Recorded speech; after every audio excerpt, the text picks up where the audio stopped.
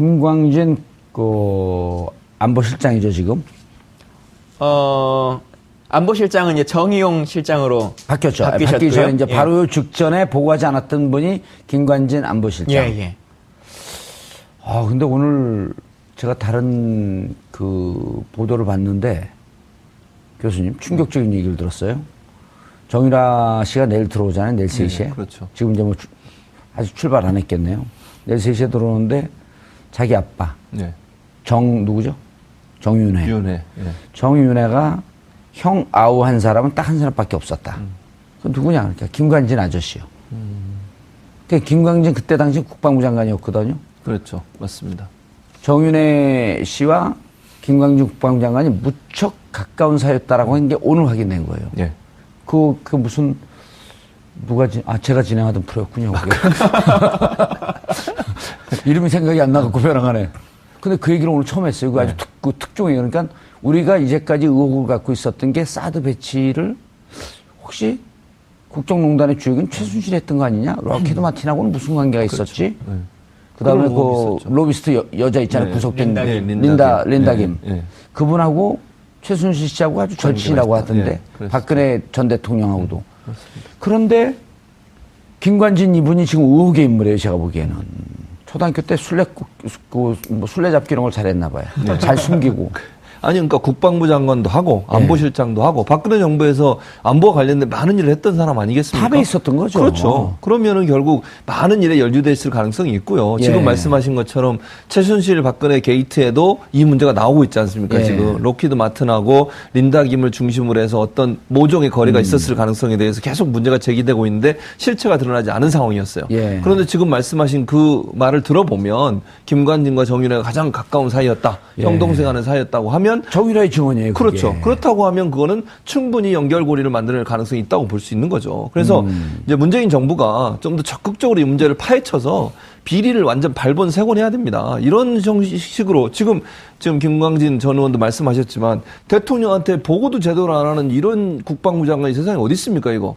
아니 이게 파면을 당장 시켜야 되는데 지금 국방부 장관이 없어가지고 파면을 못 시키고 있는데 이런 식으로 하면 안 되는 거죠. 대통령한테 보고를 안 하는 장관이 무슨 참모입니까 그런 사람이? 얼른 파면시키고 김광진 의원을 장관으로 보냈으면 좋겠어요. 김관진 실장이 더 정확히는 김광진이네 여기는. 김관진에서 니은 다음에 이응 맞네. 김관진에서 김광진으로. 더 정확히는 MB 시절부터도 국방장관 하던 분이거든요. 최장관이에요. 국방장관을 MB 시절부터 하다가 지금 박근혜 정부는 4년을 풀로 장관과 안보실장을 하고 또 지금 지금 이제 물러났네요. 그 문재인 정부 시절까지도 안보실장을 또 했던 거 아니겠습니까? 그렇죠. 그러니까 정말 장수를 한 거죠. 그리고 그 안에 여러 가지 일들이 본인이 안에서 어떻게 벌어졌는지 모르고 사실은 이런 문제뿐만 아니라 인사 문제와 관련해서도 김관진 라인 때문에 말들이 많았거든요. 그런 것들도 이제 하나하나 다 밝혀질 거라고 생각합니다. 그때 국방위에 계실 때 계속 만났을 거 아니에요. 김관진 만났죠. 국방부 장관을. 그런데 이걸 어떻게 대통령한테 보고를 하지 않고 우습게 본 거 아니에요? 지금 새로 출범한 정권을? 그런 면도 없지 않아 있다고 봐요, 저는. 아니, 국정기획자문위원회가 지금 인수위를 대신하고 있는 기관 아니겠습니까? 그렇죠. 그러면 정권 인수하는 과정에서 비밀이 있으면 안 되는 것이고요. 만약에 하나라도 누락시키면 그거는 문제가 심각한 거죠. 새로 들어온 정부가 업무를 잘 인계를 받아서 일을 처리해 나가야 되는데 제대로 얘기를 안 해줬다고 하면 인수 인계를 제대로 안 하겠다는 거 아니겠습니까? 본인들의 비리나 잘못된 부분들을 숨기겠다는 것이고 또 한 가지 이게 사드 문제 같은 경우에는 아주 민감한 사안 아니에요? 지금 환경 영향평가도 안 한 상태에서 그냥 알박기로 갖다 놓고 또 국민들이 반발하고 반대하는 사람도 많이 있음에도 불구하고 어쩔 수 없이 지금 받아들여야 되는 상황으로 몰고 가는 상황이기 때문에 이렇게 합의되지 않고 또 실제 국민들한테 알리지 않은 상황에서 몰래 들어왔다고 하면 이건 더 큰 문제가 생길 수밖에 없는 것이고 더 문제가 되는 것은 국방부 장관이라는 사람이 새로 임명된 대통령에게 이런 보고를 안 했다고 하는 것은 그거는 정말 국기문란 사건이라고밖에 볼 수 없는 것이죠. 김광진 의원님, 이게 진짜 우리가 웃으면서 얘기할 일이 아니고, 지난해 2월 9일인가 2월 10일 날 이제 개성공단을 닫았잖아요. 개성공단 닫을 때부터. 그러니까 1월에 북한이 그 5차 핵실험인가요? 5차 핵실험하고 나면서부터, 급격하게 가서 이제 2월에 개성공단을 닫고, 7월 8일 날 사드 배치했단 말이에요. 이 전체에 대해서 국정조사를 해야 되지 않나요? 그럴 것 같습니다. 그 흐름 과정이 과연 정상적이었느냐. 뭐 최근에 국정농단 사건에서도 뭐 몇몇 드러나긴 했습니다만 최순실이 박근혜 전 대통령을 통해서 통일 대통령이 되면 다음 대통령을 더 할 수도 있다라고 하는 이야기들도 막 주고받았다고 하는 거 아니겠습니까? 그러는 과정에서 실질적으로 이게 정상적으로 남북 관계가 이루어진 것인지 아니면 특정한 누군가의 의도에 의해서 국정이라고 하는 것이 이렇게 총체로 흐트러졌는지, 또 하나는 그게 단순한 의도를 넘어서서 이권 관계가 주고받는 어떤 사항이 있었다면 범법 사항이기 때문에 더 조사를 해야 된다고 생각합니다. 최 교수님, 그리고 그것도 지금 조사가 안 되고 있는 거예요. 그 트럼프는 지난해 12월에 문서로 보냈다는 거거든요. 사드 배치 비용 그 1조 10억 불 내라. 당신들이 내라. 그것도 가리고 있었던 거 아니에요. 그렇죠. 그리고 사드의 조속한 배치 때문에 덮고 있었다. 그것도 그 김관진이가 덮고 있었던 거거든요. 그렇죠. 그럼 그것도 문제가 되는 거죠. 이게 나라입니까 진짜?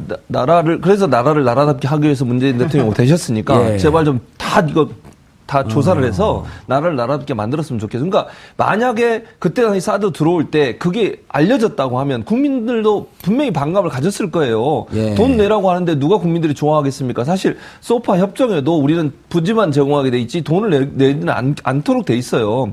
법적으로도 안 내도록 돼 있는 거를 미국이 만약 강제적으로 내게 하거나 아니면 요구했다고 하면 사드 배치 문제에서 보수적인 사람들도 반대했을 가능성이 있거든요. 근데 그런 부분들을 숨기고서 만약 했다고 하면 의도적으로 사드를 들여오기 위해서 많은 부분을 비밀로 붙이고 나중에 이제 드러나니까 이제 오리발 내밀듯이 모르겠다는 거 아직도 얘기 안 하고 또는 하나하나씩 얘기하는 이런 식의 태도를 보인 것은 국민을 기만한 행위라고 밖에 볼 수 없는 것이죠. 그리고 그 와중에 무슨 내용인지 공개도 하지 않고 그 미국 안보보좌관인 맥마스터를 전화상으로 직접 가서 10번 가까이를 만나고 통화를 하고 했단 말이에요.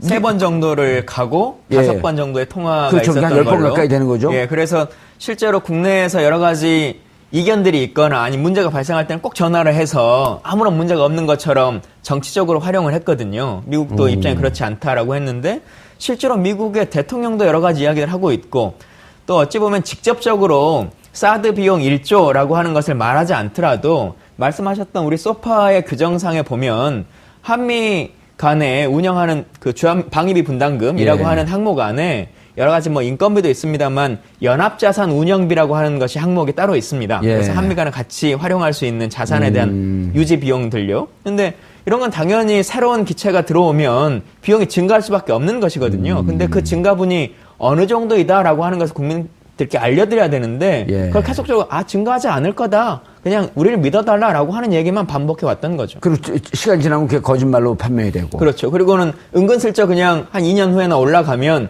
이건 꼭 사드 때문에 올라가는 건 아니고 자연적으로 그냥 올라가고 있는 거다라고 그냥 넘어가려고 하는 거죠. 알겠습니다. 이 사드 문제 이게 도대체 대통령까지도 이쯤 되면 속였다 이렇게 볼 수 있는 거 아닌가요?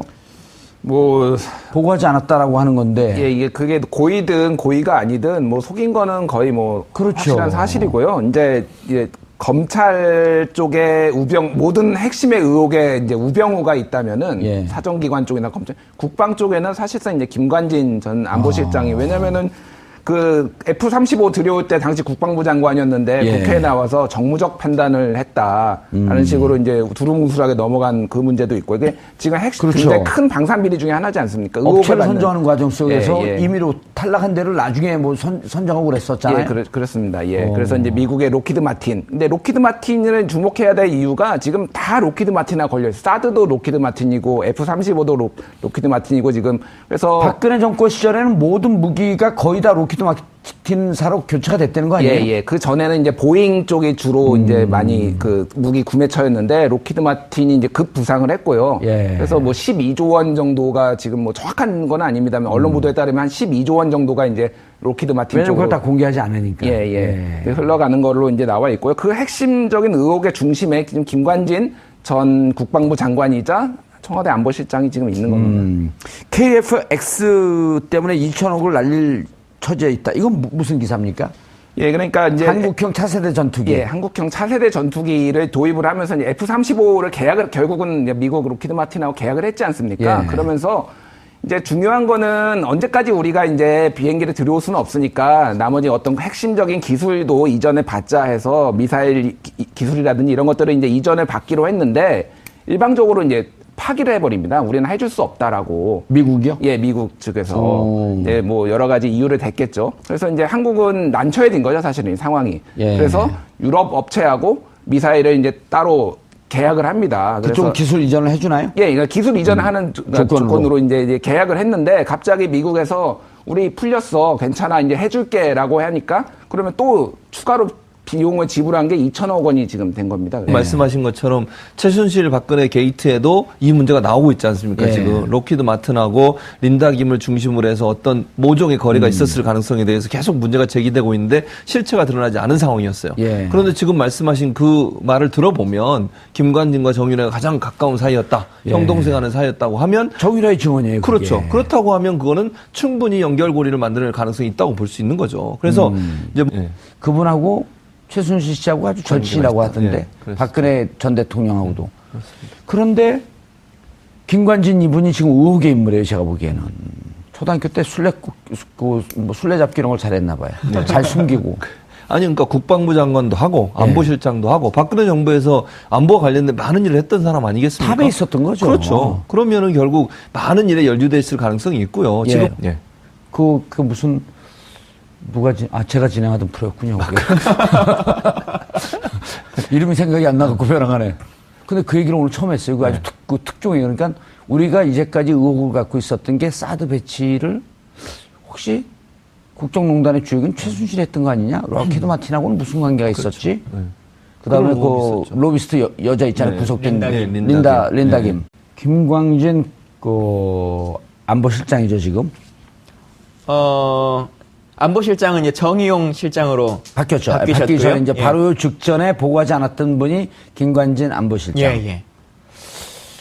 근데 오늘 제가 다른 그 보도를 봤는데 교수님 충격적인 얘기를 들었어요. 정유라 씨가 내일 들어오잖아요. 내일 3시에. 그렇죠. 지금 이제 아직 출발 안 했겠네요. 내일 3시에 들어오는데 자기 아빠 네. 누구죠? 정윤회. 윤회. 예. 정윤회가 형 아우한 사람은 딱 한 사람밖에 없었다. 그 누구냐? 그러니까 김관진 아저씨요. 그러니까 김관진 그때 당시 국방부 장관이었거든요. 그렇죠. 맞습니다. 정윤회 씨와 김광진 국방부 장관이 무척 가까운 사이였다라고 한 게 오늘 확인된 거예요.